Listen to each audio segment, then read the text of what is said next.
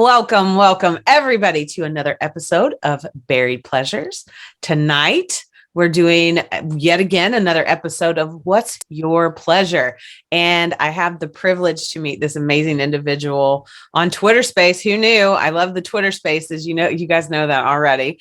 But I have the wonderful, talented, and amazing Herbie Mack. Please tell us who you are and what you do. Sure. Thank you. Well, first of all, thank you for having me. I'm Herbie Mack. I am a suicide prevention speaker. I'm a multiple time suicide survivor, and I'm the host of the Just Believe podcast. Nice. And how'd you get into podcasting? What happened?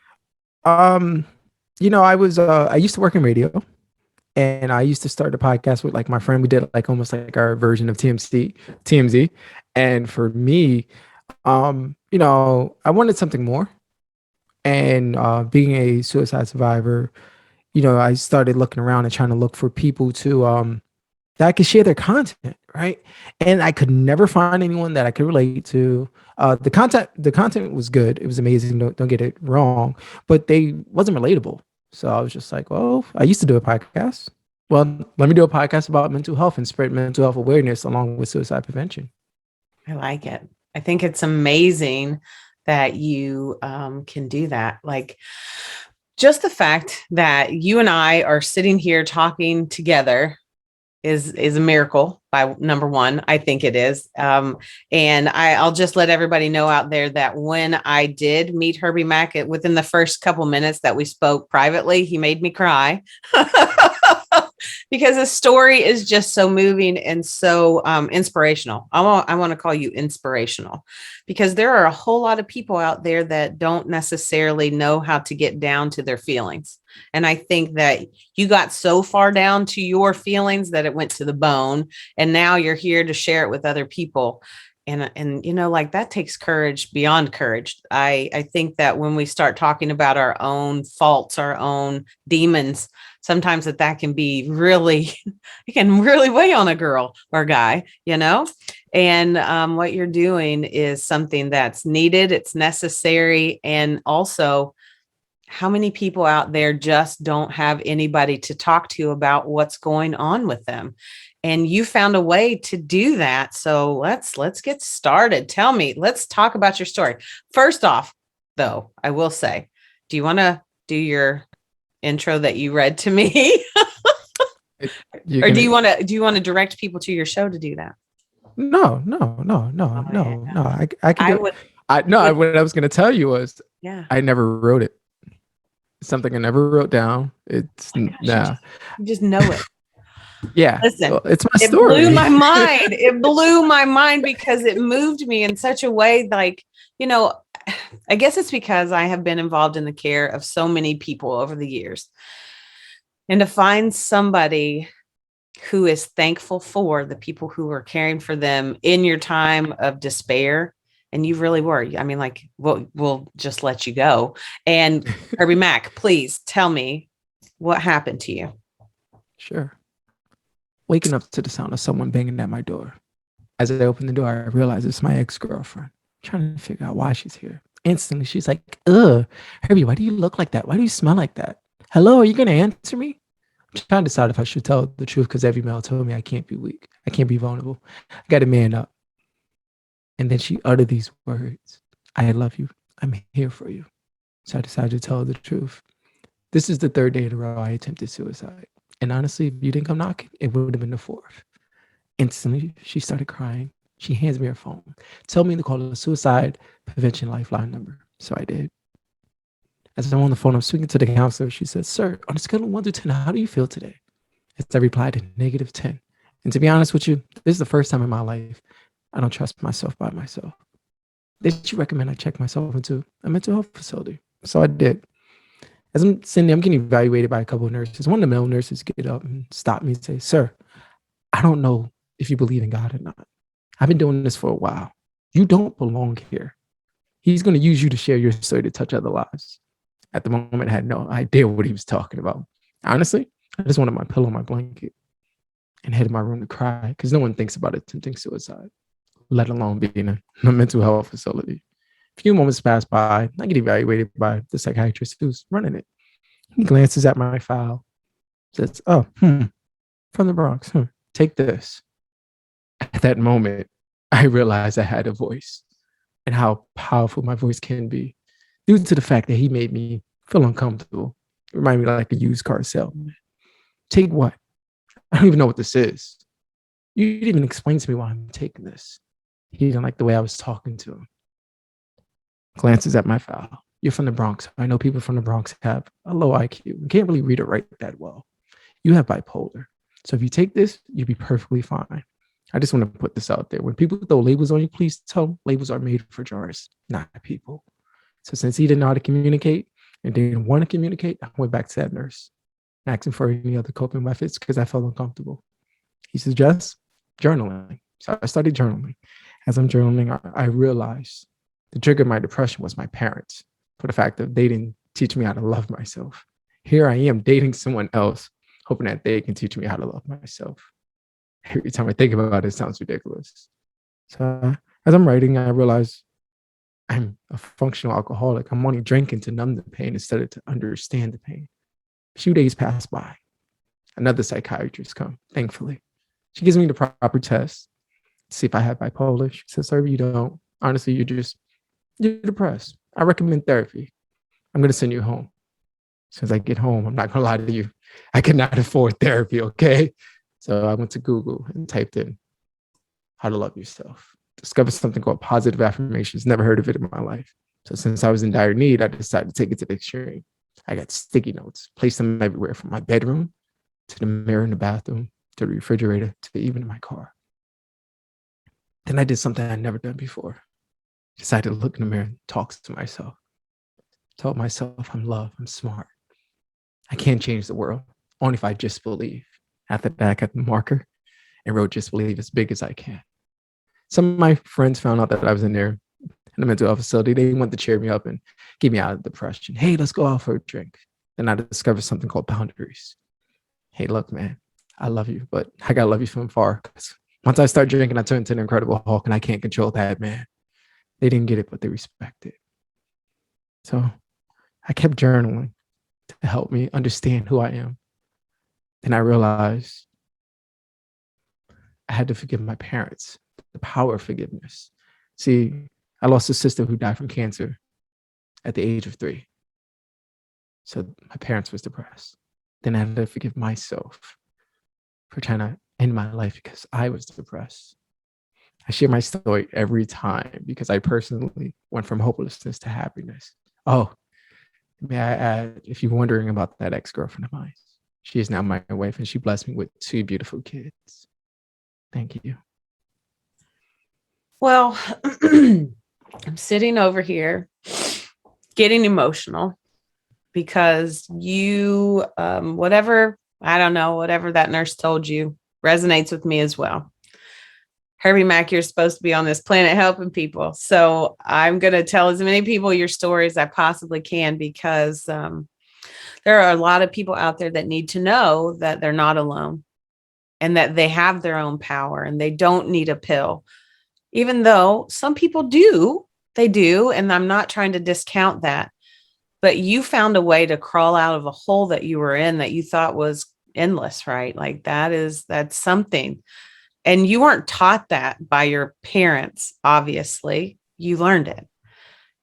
And the resources were there available to you. So when you were researching online, if you can remember this, or were there things that you saw that you were just like, this is crazy. Why would I ever do any of these things? I'm not doing that. Were there some things like that were a hard no for you? Or were you just willing to try anything and everything at that point?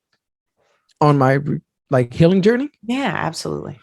No, luckily I've been wired to have an open mind. So you know, honestly, my sister passing, right? She died at 3. So I tend to look at life like, well, she didn't get an opportunity to try it. Anything, Right. so let me try it, whether I like it or I don't. But in the sense of I'm going to try it and be okay if I suck at it, right? In the beginning, I sucked at writing positive affirmations. I'm not gonna lie, you know, and talking to myself, and then understanding how to love myself. Like I broke everything down to love language, right? If you know the 5 love language. No, tell us about the 5 love languages. Yeah, sure, no Yeah. problem. So it's words of affirmation, gifts, act of service, physical touch, and quality time, right? And for me to want to love someone, if I don't even know the love language, like I don't even know how to respond to myself, right? Like I don't know who I am in the sense of the love language. So let me discover that. And I had to learn a lot about myself. Like, oh, hey, you know, I love the words of affirmation. Physical touch. Hey, I want to hug, right?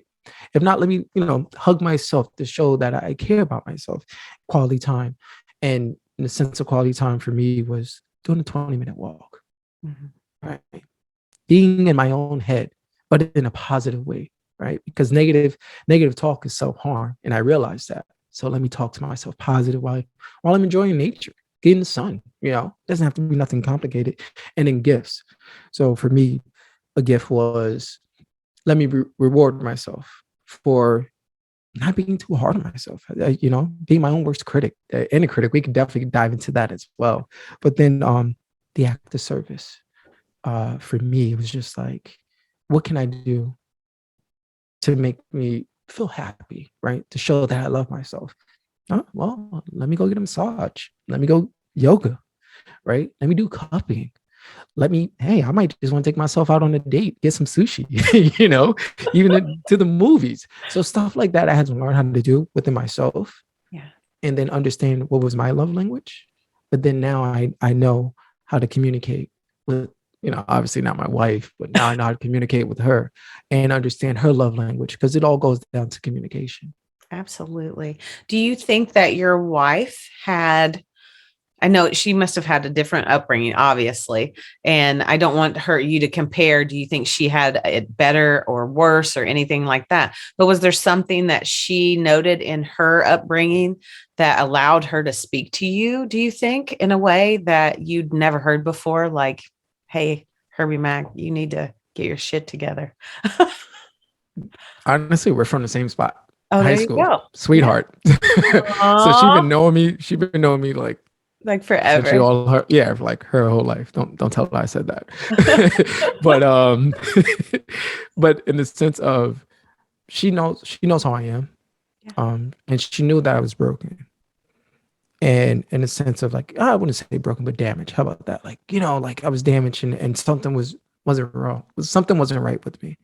So for her, like we were separated, but once she said, I love you, I'm here for you, that's what I needed to hear. Mm-hmm. And I had to, oh, clearly she knows something wrong. Like, Yeah. Herbie, lose that man up crap and tell the truth. Right. And that was like a hard pill to swallow. Yeah. Do you think where you were brought up, was it very difficult for men to discuss how they felt or even acknowledge that they had feelings? Oh, yes. Yeah. Yes. Every male in my life was, only time we could show emotions was pretty much for me was when a baby was born Mhm. at a funeral, um, and like a big celebration, Gotcha. but in the sense of like the day-to-day conversation, hey, how are you doing? Mhm. You know, you didn't really get that, you Right. know. Yeah. Do you feel like, are your parents still alive, by the way? Oh yeah, yeah, yeah, they still alive. And do you have a good relationship with them, or is it something a little Now, strained? Yeah, no. now, now, Okay. for me with my friends, right, I created boundaries with them. And now that I'm thankful to be on a podcast, because now I can actually get into depth with this part. Yeah. So I learned about boundaries with my friends, but then I also learned about boundaries with my parents. So having that, I want to say uncomfortable conversation, but much needed conversation with them. Hey, this is how I feel. You are a trigger for me, and this is why. Obviously, there was pushback. My mom kind of got it. She was like, "Yeah, yeah, I should be more present with you." But then, for me, honestly, writing helped out so much. I think it helped me mature, right? Come from life as a different, from a different perspective. Right. I think when you're a kid, you don't think about the life that your parents had before you. Right. You're just like, oh yeah, like, hey, this is life. This is how I know it. And so when I was writing, I realized that there was a trigger in my depression, but it was just something that, what did they go through to treat me like that? To not show me love. Their way of showing love is, you got a roof over your head, I buy you clothes, and you eat. I don't necessarily have to say I love you. So it was like, what was that upbringing? But then as I bring it back to the conversation, my mom was like, you're right, I'm gonna have to start showing love. My father had some pushback. Obviously, he started cursing me out. I don't want to hear this. I buried a child. I'm not trying to bury another one. Sure. And the words that he was saying to me, I'm not gonna lie, I was ready to knock him out. Yeah. But then when I looked at him, I could see fear and pain and hurt. And I was just like, okay, he's scared, but he doesn't know how to express himself. And this is like 50 years of just build up, 50 plus years, I should say, of just build up. And he doesn't know he can't process this. And the way to show emotion is with anger. And I gave him a hug. I was just like, look, I'm not saying that I understand that you're sorry, but the best apology is change behavior. I need to see that. I'm not saying that has to happen today or tomorrow, but I need to see that. And they didn't show any of that for 3 months. So I didn't speak to them for about 1 year and 6 months. I had to create my boundaries and show them that I was firm. And so, I had to sit there and be firm. Hey, we're not going to bring the relationship that happened, that generational pain. So if I ever get married and ever have kids, I don't want them to see that side with any of that trauma, right? And my parents, my mom kind of like, after, like, she's like, wow, I haven't spoken to my son in like a whole year. Like, he's serious, And then for my dad, it was like, oh wow, he is serious. And then you started seeing the behavior change, and it's key. People like, your parents, you're supposed to love them. Yada. Oh, I still love them. But as a person, we all have our limits, Right. If I'm telling you, first I have to respect myself, right? Like, you show people how you want to be treated by showing an example of yourself, right? And be firm. And for them, I had to show them, like, hey, you're not going to treat me like this.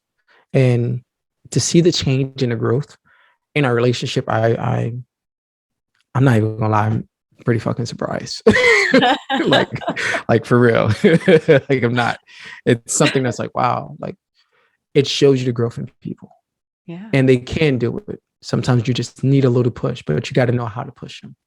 Well, I think it's just a testament to what a good guy you are right now. I just, like, we haven't met in person in real life, but you touched my heart, honest, the day that I spoke to you first. And I think that what you're saying, like, we have to have those healthy boundaries. If we don't have them, life is chaos, and we cannot live on chaos 24/7. I mean, I've done it. It's not good though. It doesn't work. It doesn't make you a healthy human being. It doesn't make you a better person. It doesn't make you a better parent. And then I often believe too, that our perspectives on how things go, like in an argument with your father or your mother, we don't think, and I do the same thing with my mother at this point. I'm like at my wit's end a lot of the time with her, but it's not her fault. She has dementia, she has Alzheimer's. But I still, even when she didn't, we had a strained relationship based on how she was brought up, because we only know what we're taught. I mean, you know how to wash dishes because your mom or your dad showed you how. Did you read the label on the dishwashing soap? No, you didn't, because nobody does. Or like even washing your hair with shampoo. Do you wash your hair twice with shampoo? No, you don't. Not a lot of people do, but that's what the directions say. So we're not exactly getting a direction book handed to us the moment that we become a parent that says you do this and you don't do that, and you do this and you don't do that. And successful people do these things and unsuccessful people are doing those things. It just doesn't work, right? I mean, there's no book out there, by the way. And whenever you're a kid and you finally realize that your parents have no idea what they're doing, they're just, winging it like everybody does. You have to take that step back and be like, okay, I get it. You weren't taught better, but now let me help you. How about that? And I like that approach that you did. Like, you have to have those healthy boundaries. But I know if my son didn't talk to me for a year, I would be driving to wherever he is and jerking him out of wherever that was and talking to him, because as unhealthy as that is, I will cross that boundary. And it's not that your mother didn't care for you. She was respecting your boundaries. I just have a problem with that one. Oh, no. Like, they was reaching out. I don't I'm want sure. to. I'm Yeah, they sure. was reaching out. It was just for Right. me. Like, I'm staying Right. firm. The Totally. disconnect. The disconnect. It was, man. My story's so complicated. It's not. It's so, great. It's beautiful. being from the Bronx. No, this part. I haven't really aired out too much. Okay. So, being from the Bronx, I was in a rough neighborhood. Mhm. So I decided to move. Right. Want to see life from a different view. Being in the projects is like nothing but rats, roaches, and piss, to be honest with you. But there's good people and amazing people there. And I just want to see more, like my grandmother always said, you're different. You're different. You're just born different. It's not a bad thing. You're different. You're gonna go like really far. So I decided to move. Right. I move out to Florida. I'm in Tampa now. So being out there, I'm trying to do the whole college thing, trying to figure it out. And I wasn't even getting phone calls from my parents. And my friends would come down from the Bronx and come visit me, and family too.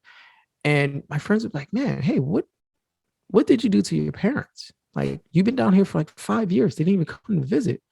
And for me, this is the part that was like, I hate my inner critic. So I'm just like, nothing. On the outside, I'm wearing that mask.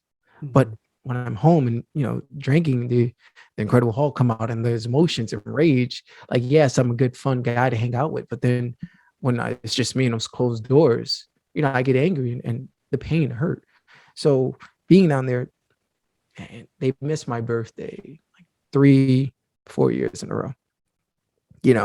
The next, like, the day later, you get a text. Oh man, I'm sorry, man, just busy work and yada yada yada.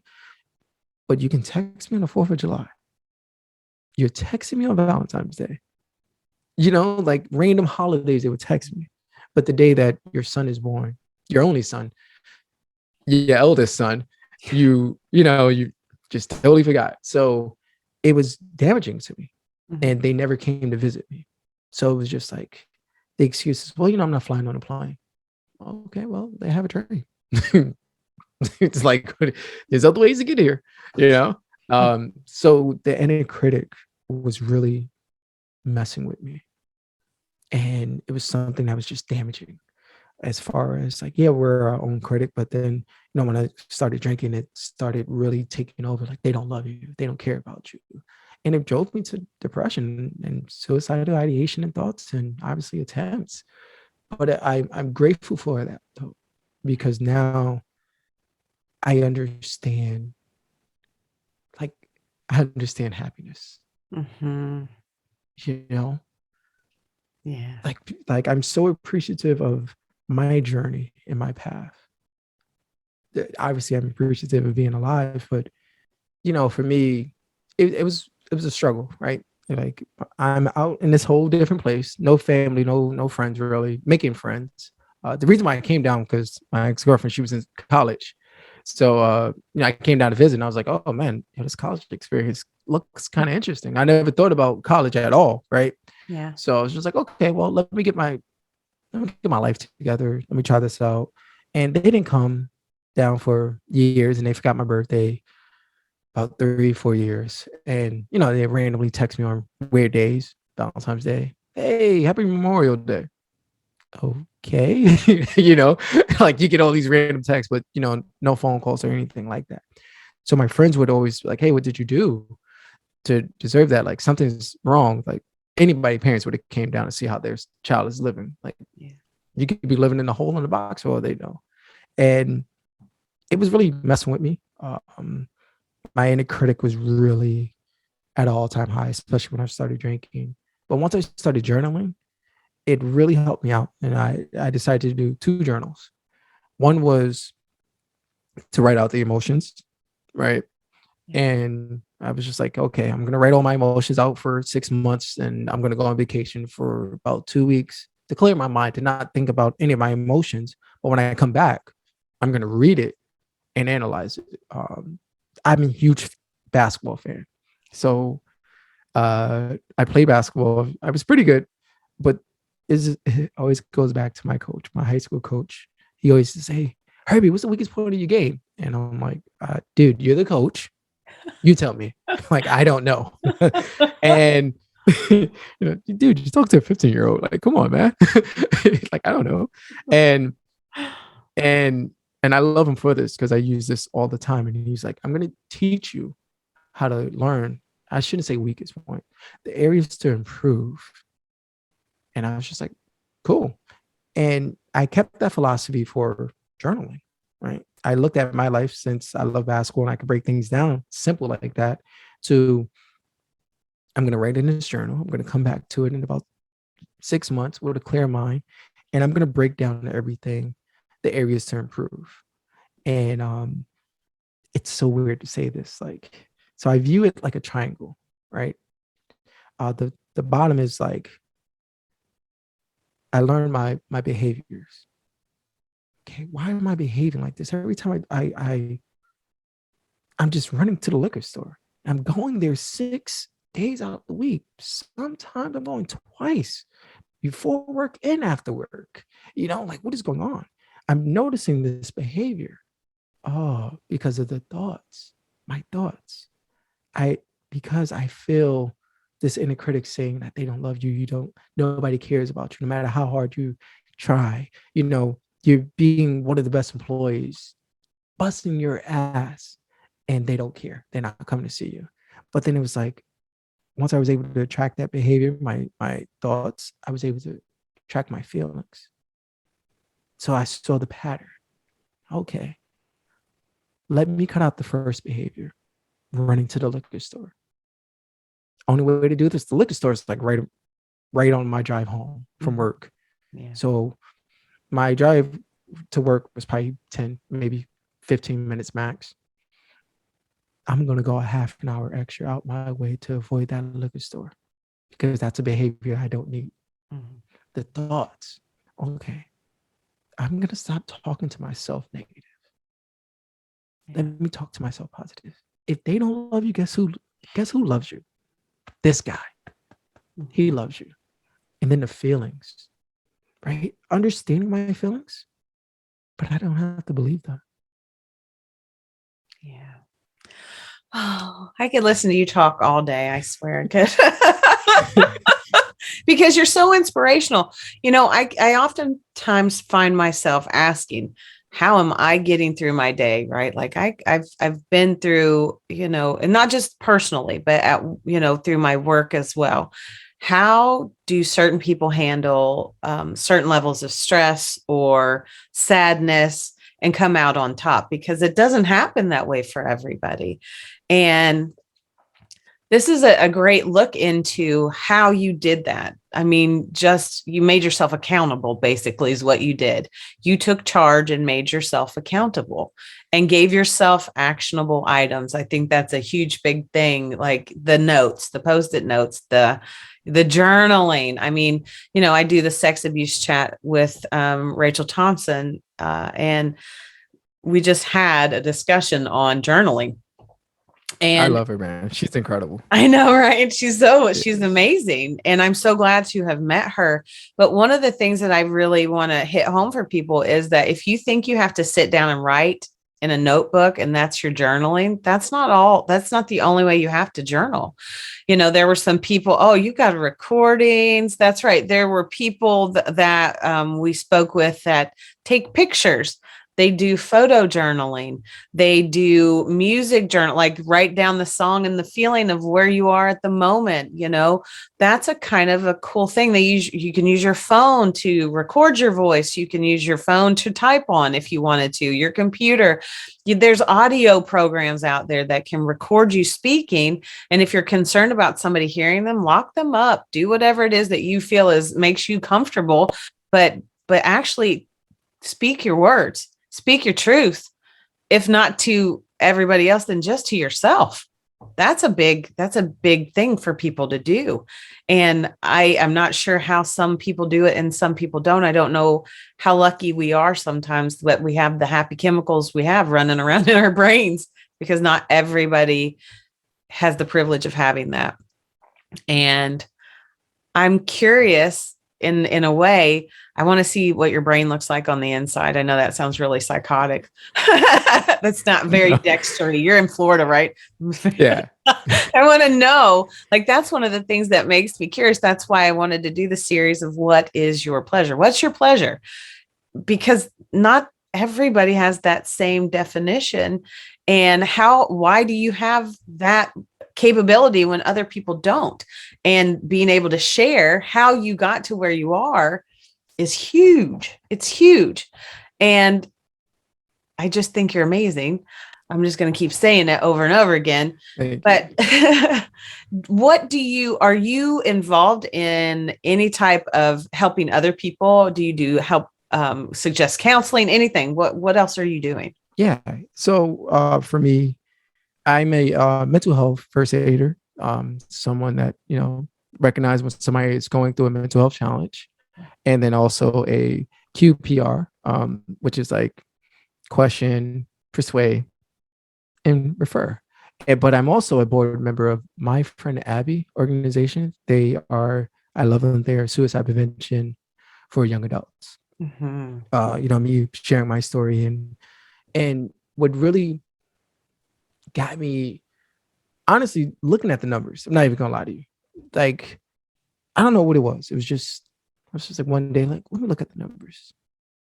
And when you see the numbers of how often someone dies by suicide, like every 40 seconds, which is horrible. And then you see that suicide is ranked second between the ages of, it's sad to say this, but the ages of 14 to 35. And it's just like, wow. And then it's ranked 10th between the ages of, 36 to 64. So it's like, when I have a chance. I'm one of the people that attempted. It's 20% that actually survive a suicide attempt. So I feel obligated to help others. Mm-hmm. So not only do I speak and educate others, I also do coaching. I do coaching. I do a podcast because it's important. Yeah. I jump into a lot of spaces like you, mm-hmm. and most of the time I don't. I'll try not to like speak. Sure. And I listen, and I see so many people just like, oh yeah, I have OCD or I have ADHD, mm-hmm. and when they're like, oh, so what did your psychiatrist or therapist recommend? Oh, I haven't been to it. I just looked it up on Google, and it's like it doesn't work like that. You should actually go see a professional. Right. Well, you might just have some bad habits. Okay, right, let's just address that. So I took it upon myself. Like, I see amazing people putting out amazing content. And for me, I was just like, well, let me educate people. Yeah. Let's really educate people. Mm-hmm.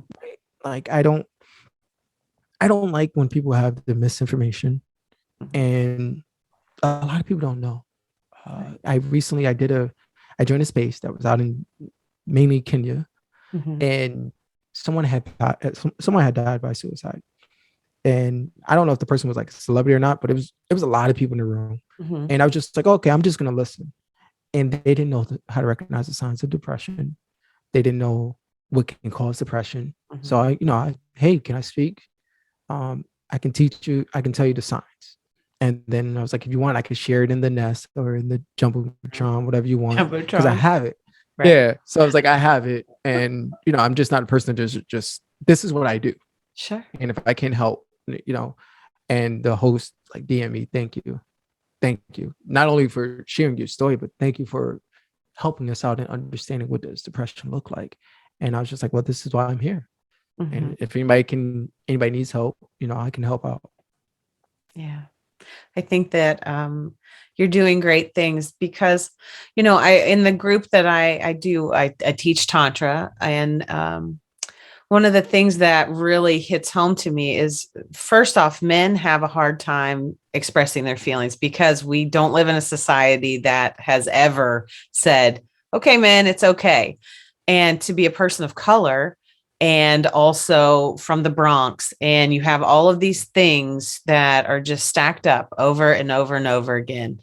And it's something that has become a common theme that I have heard. And I think what you're doing is powerful for men. It's powerful for people of color. It's powerful for people who have mental health issues that are afraid to speak out. Everything that you're saying brings me pleasure. Thank you. First off, this isn't really what's my pleasure because it's my show, but it's you are somebody who is putting these things out into the universe, and only good things are going to come back to you for it. You have good intentions, your ability to speak your truth. I love when people speak their truth, because so frequently we really do hide how we truly are feeling in the auspices of, let's stay PC. Let's be this, let's be that, let's be what we're expected to be. But you're just breaking through all of those glass ceilings, and I love it. I think it's brilliant. Now, moving on to your children. I just want to move on to this for just a moment. How are you going to, show them how to be as they're growing? Because I know they're kind of tiny still yet, right? Yeah. They're 4 and 1. What's your dad plan for these kids so that they know how loved they are and how important it is to share their feelings? Oh man, this is like a great question. I know. I always ask those questions that nobody else asks because I'm no one asks. But for me, it's important to teach them to build up a strong foundation. Mm-hmm. It's highly important. Mm-hmm. So my foundation, like right now, my 4-year-old is like a 14-teenager, I guess. Like, she's already talking back. Oh, yeah. But for me, she knows that she's loved. Like, obviously, her little brother knows that he's loved. Yeah. And when she acts up, like, as every 4-year-old does, mm-hmm. it's pisses my wife off to this day. Sure. but like I'm teaching her coping methods of trying to control her emotions. So we would count to 10. She'd count to 10. And once we count to 10, we breathe in and out 10 times. Mm-hmm. And it shows her that, to slow her down. Whatever she's like, I don't know why she does it with daddy only. She won't do it. No, I don't feel like counting, mom. Yeah. But I teach them to express themselves, but know how to express yourself. There's something that's called the feeling wheel. Mm-hmm. And that's something that I want to purchase and print out. So whenever emotions that any one of them have, they don't know how to say it, they can at least point to it so they can understand it. And I think that's key for not only just kids, but even for adults. Sometimes we feel a certain way. It's not always angry, mad, sad. Right. It's other, it's other emotions that we may not know, but it can also help you understand how you feel, but not only you, others that's in your circle as well. Right. And it's so hard to communicate how you're feeling if you've never used the words to communicate how you're feeling. If you've only ever kicked things or thrown things or slammed doors, or you've been yelled at or you've been degraded or whatever your circumstance. That's such a smart thing that you're doing. And I wish I had done that with my children, but too late. You can still use it now. I'm totally, in all honesty, as I've gotten older, and my kids are getting older, and we can actually have, adultish conversation. I mean, like, when your parents are still your parents, you're not Yeah. gonna, Yeah. you gotta keep it You real. can't be like, hey mom, man, I was out there Yeah. smoking this bong, and it's like, I'm sorry, you doing what? Oh I'm not no, your friend, I'm no. your mom. Yeah, no, totally. My son would totally do that. That's no. But when it comes to emotions, like Yes. recently, the passing of my daughter-in-law, my son's wife, 25 years old. Come on now. Like, I'm sorry to hear there's that. I appreciate you. Like we are dealing with this on different levels every day. But the thing is that I am happy that my son can call me and say, Mom, I just need to talk to you. It might not be everything that he wants to say. And I definitely don't always say all of the right things or the things that he wants to hear. But I try to communicate to him as an adult in a way that shows him love and compassion and kindness, because that's all I have to give as a mom. Um, you can give all the gifts you want. That and monetary things don't have that much value when you're broken or you feel broken or you Mhm. feel disconnected. You have to reach out in a different way, and teaching your kids from a young age how to deal with anger or emotions that overwhelm them, like the breathing. I think, Asian cultures start their kids meditating at a young age, right? It's a Yeah, we do respect. yoga too. Totally. And, what a calm that must be. I often, I can say that in my lifetime, I have been a rough and tumble old gal for sure. But you grow up in Kentucky and you have a fight every day because, there's all these things going on that you don't have the capability to communicate. And, that is such a smart thing, man. Okay, people out there, get that feeling wheel. I'm telling you, emotional. What'd you call it? Emotional wheel, right? No, it's a feeling wheel. Feeling wheel. Yeah, well, Okay, I emotion thought wheel. so. Yeah, Okay, yeah, it's emotion wheel, but I call it feelings okay. because But no, during that time you have that feelings. yeah, it's perfect. It's Mhm. perfect. And oh geez, like everything that you're saying now, like I have wheels spinning. Ah. Because I think it's But so I, great. I was glad to get introduced by one of my therapist friends, and Yeah. that's why like it's so taboo for people like I don't want to see a therapist, I don't want to see a counselor, social worker, I don't want any of that. Mhm. And I tell them that it doesn't. I think what I'm doing and how I do it, I recommend those guys because they are needed, Right. right? But it's also I tell people that if you go see a therapist and if it's not a right fit, it's okay. Right. Like they're there. It's a service. It's like Mm. the used car. Like, I'm gonna use this Yes. analogy. Like when you go get oil change and someone says, "Oh, hey, I noticed you need an oil change, but I got these 4 new tires that you need to," and you're like, "Dude, I just came for an oil change." Right. And if they keep on pushing, you leave. Same thing with it. Same Hmm. service. It's a Right. service business. If it's not the right fit, then you keep on moving until you find the right one. Right. And as a provider, I echo this. If I'm not giving you or providing you with the care that you believe you need, deserve, want, like that you're seeking, then tell me bye. Find somebody else, because not everybody likes the same thing. And that's why there are billions of people out there who are on the search for, care and somebody to talk to, regardless of what their problem, whether it's a mental health issue or a physical health issue. People need somebody to discuss these with. And even if it is, somebody that's a friend, somebody that's in your church, somebody that's a lay person that doesn't have medical training, but is, amazing and able to coach, find them. That's what I say. Find them Yeah, and bring yeah. yourself back to your own pleasure, because you are the one who holds the key. That's it. That's it. Yes, yes. At the end of the day, they just want you to be a better person, get the results that you want. And even people that I meet through spaces, clubhouse, or just in person, it's like, it's not about me. It's really about making sure the person actually get the help that they need. Yeah. Simple as that. And I also want to put this out there too, because people, unfortunately, when you say something, they interpret it a different way.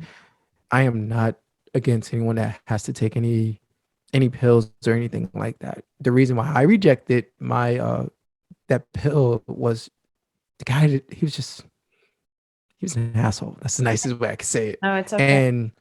And he didn't care about how I felt. Never really. He didn't even do the proper test. So it was like I was in his office minimum 3 minutes, and I'm so happy that like there was another psychiatrist that actually did the proper testing and actually, I was with her for probably like 45 minutes. Okay. Right. And she was asking all the questions and everything. And I was checking the boxes that, oh, okay. He just had a moment where life was too much for him. So I just always want to put that out there. But thankfully, like I'm so happy that I met that man. Some of the things that he said, I know he would have said to me if we was at the supermarket. So it's like, okay, I get it. But it's I needed him so I can actually become the man that I am. Like, every superhero needs a villain. Yeah. And for people who may think the villain was my parents, but it was like the experience that I dealt being in that place was horrible. It was almost prison like, probably watch TV maybe 20 minutes. Yeah. And if so, certain programs, you can't really have any like pockets. So I love the nurses there because they was actually there for the people. And I love the psychiatrist, obviously, because she was actually for the people. But I say this, the doctor, he's no longer Dr. Asshole. He is no longer in the medical field. He actually got his license revoked, taken away from him. Yeah. And that place was actually getting shut down from the last time so it just shows like there are some bad people, and it's always good to just try to look for the right people and always look for someone that's compatible. Absolutely. And as a provider, I will echo that a million times, because again, if I don't feel like I'm going to give you the information that you need, and I'm one of those 45-minute kind of people too, like people just need to, if somebody may come in and say, hey, my stomach hurts. Oh, well, let me give you some Pepto-Bismol and go home. Yeah. Okay, bye. Yeah. It might not even be anything related to that, but if you stop and ask the correct questions, that's the thing, is figuring out, know your audience and ask the right questions, but don't assume that your audience, like the guy from the Bronx who can't read or write or is not intelligent, is going to stand for somebody to say, oh, here's a pill. Here, go ahead, have it. Because that's where we get ourselves into trouble. You can't just assume. And I do that on a daily basis. I treat people who are in the medical field, that doesn't mean that they know about what I'm treating them for. I don't know every aspect of medicine. I read a lot. I know I call myself a jack of all trades and a master of none, but I am a master of nursing and talking. So that gives me a leg up, right? Like I know how to talk to people. I can relate. And that's what we need to do in the world, is relate. Yes. That's it. Yeah. Yeah. I like it. No, I love it. I'm all about learning how to, I think for me, really being a good listener helps. It's one of the things that I had to learn. Unfortunately, as people were so used to responding right away, right? It's like, oh, I have to, respond right away. And I had to learn to listen to understand, not to reply. Because if you do listen, that person is telling you what they want. Yeah. Simple as that. Absolutely. Absolutely. And that's a funny thing about listening, because you could have, it's just like that telephone game you play when you're a kid, or telegraph, whatever it's called, where somebody says something and they pass it on to the next person, and then it passes on to the next person and the next person. And by the end, it's, George is riding a horse and eating soup. But really, honestly, it was George is in a big group, right? Yes. Like that kind of thing. Yes. It doesn't matter the content of what the actual, the beginning was. It's how it got disseminated, or the perception of the people who it was disseminated to. And if you take 5 people from 5 different parts of the world, they all have their own experiences in that part. and they're not everybody resonates on the same level, right? Like we can say certain things and you won't, nobody else understands it except for you Yeah. because it's yours. So finding that's what we have to do. You have to find a common ground and work from there. And sometimes that's very difficult, especially when we put up our own walls. And those walls are they're rock solid walls because you've put them there. And those are all based on, again, what you've done in the past, what you've learned, what you know. And sometimes it's hard to break through that to really be a good listener. And I've always, like, when I talk about this, I'm always reminded there's a video on YouTube, and I suggest everybody go out there and watch it. I've probably suggested it before, but it's called The Nail in the Head. I'm gonna have to try to. I'm gonna look this up. Totally look it up. I'm serious. Nail in the head. Nail in the head. It's a discussion between like boyfriend, girlfriend, husband, wife, whatever, and it's just about listening. Okay, it's about being present and listening. So watch it. It's hilarious. If you're a woman, you'll find it very hilarious. If you're a man, you'll find it even more funny. I got it. Well, once we're done with that episode, I'm going to check it out. Yeah, totally. You'll love it. But it's really, it's one of those things that I'm glad that somebody showed it to me, because I use it frequently as a tool, because really, honestly, sometimes we don't have to be the hero, right? We just need to learn to communicate better. And actually, communication is also listening. It's not just talking, right? Yes. Right. Yes. It's something that, like, even for my friends and I, sometimes, they call and they want to talk. And I had to learn, do you mind sharing? Right? Mm-hmm. Because even if I'm going through something, if I had a bad day, right, and I want to call somebody, mm-hmm, hey, if I had a bad day, let me call my wife. Hey, baby, I'm having a bad day. Do you mind if I share this with you? Because sometimes you have to be considerate of other people's feelings, Yeah, so I learned, like, you have to ask people, hey, is it okay if I share this? Right. So I will call my wife, like, hey, I got this going on. Can I share this? Because you don't want to trauma dump on people. People are going through something, and you want to make sure they first in the right headspace to take on what you have to share. And then right there, I don't want any feedback or anything. I just want to vent. Mm-hmm. I think it's important to put that as far as like communication. Absolutely. Even for myself, I'm learning this over time, and it took time because there's no school talking about this. Right. Maybe if you go to college, but even growing up, nobody was talking about this. Now we're in a different generation where it's like, yes, you are going through something, but you have to understand maybe that person is going through something too. Can I ask, may I share? Do you have space for me to share? Mm-hmm. And then if you are going to share, hey, I'm going to need some feedback. Can you give me some feedback? Or I just want to vent. I just need a rant. Right. And it's going to be a 30-minute rant. Don't say nothing. I just need to get this off my chest, but making that clear to that person. Yeah, absolutely. I think coming from the medical standpoint, I am so used to walking into a room, introducing myself and touching people, and it's never occurred to me. There is obviously an expressed consent when they know that you're coming to help them, right? They know that you're going to be touching them, helping them change out their clothing, whatever, however that works. And they're at their most vulnerable.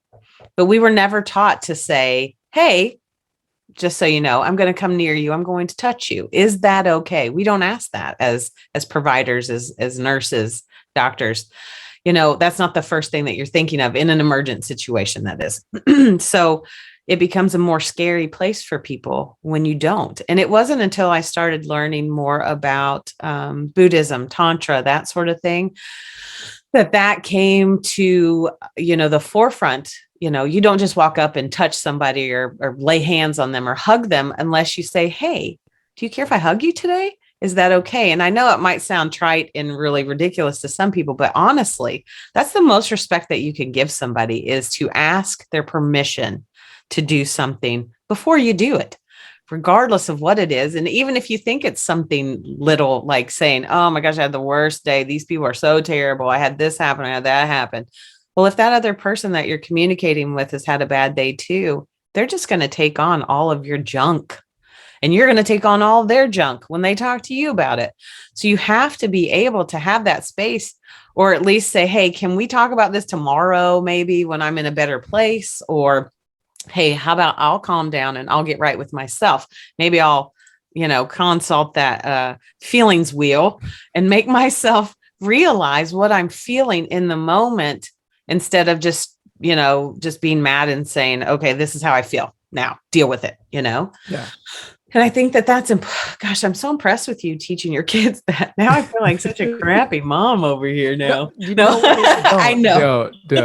No, but it's just, the more and more I do my research, the more and more I do reading, and the more and more, I don't know, as I evolve as a person, right?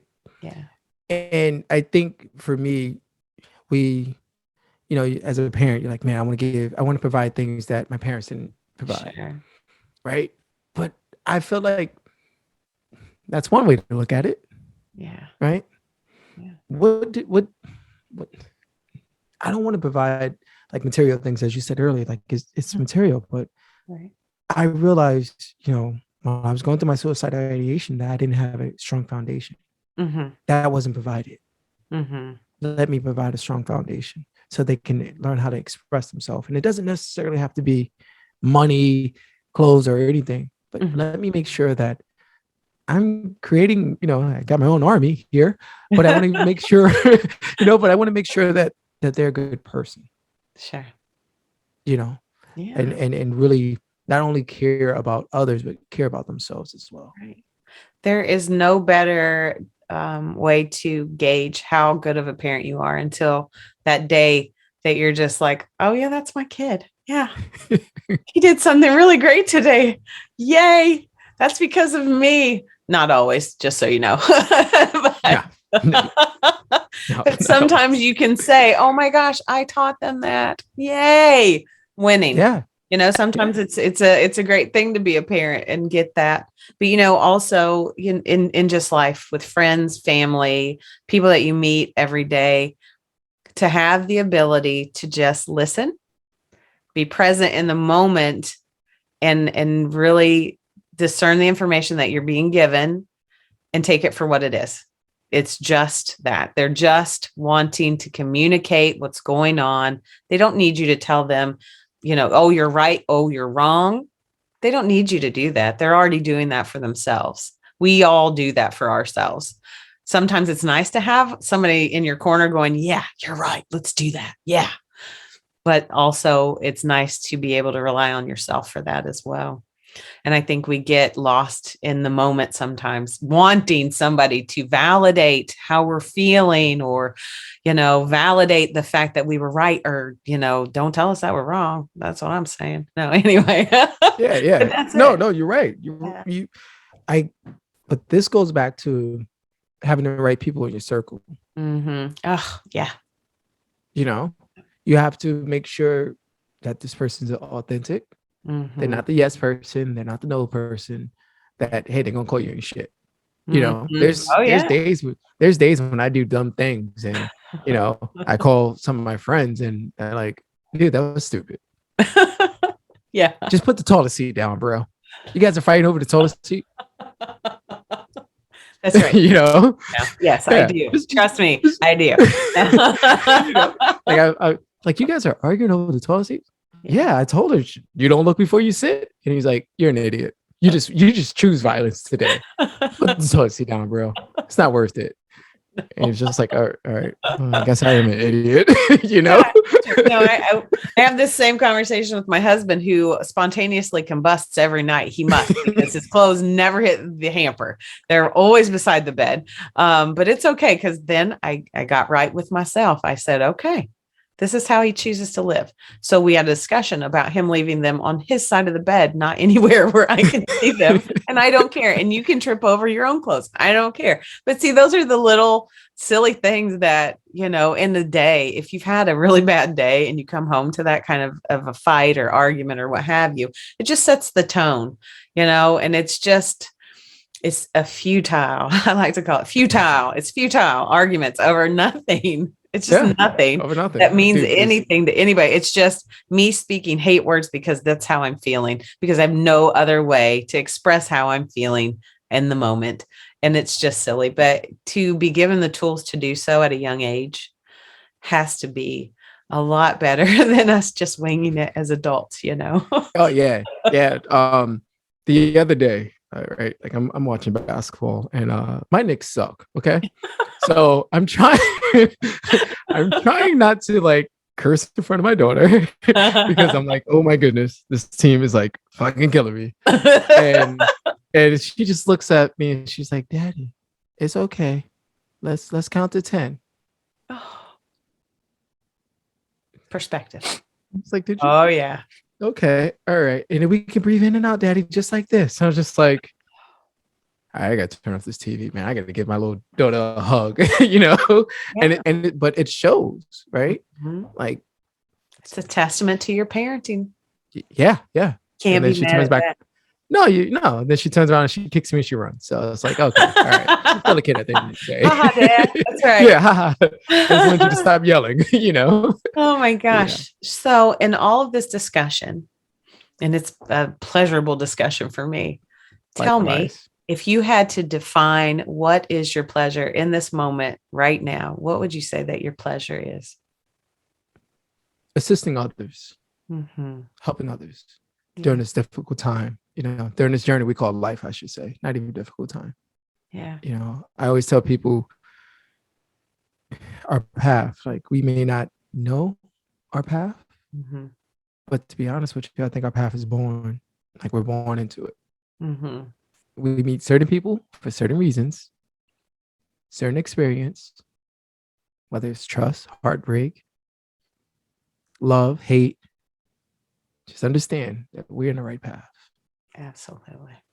Absolutely. We're over here just being humans being. That's what we're doing. Humans being. Just trying to learn. That's all we're trying to do. Herbie Mack, it has been an daggone pleasure talking to you. And you will be back on my show. I don't care if you want to be.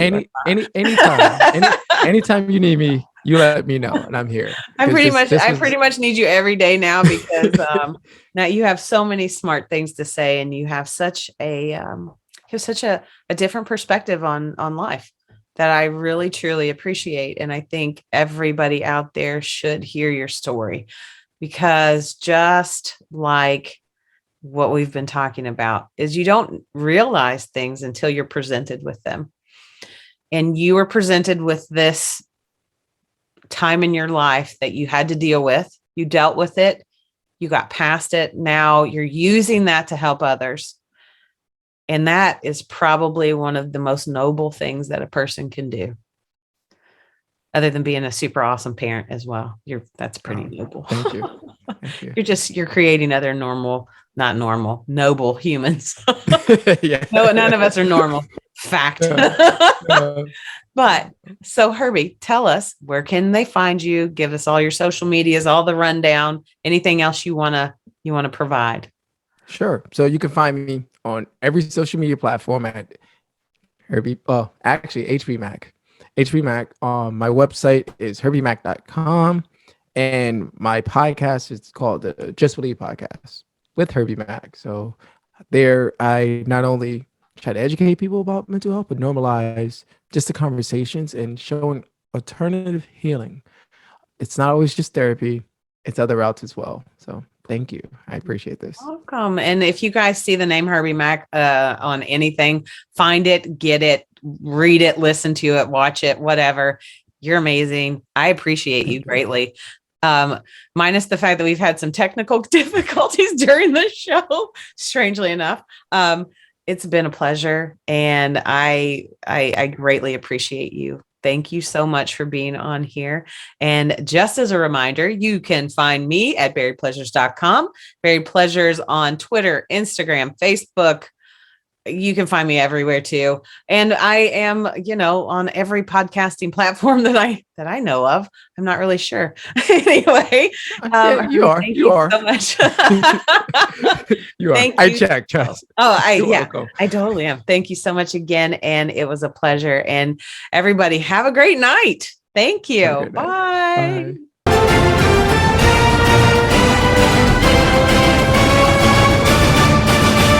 Just Some Podcast Media.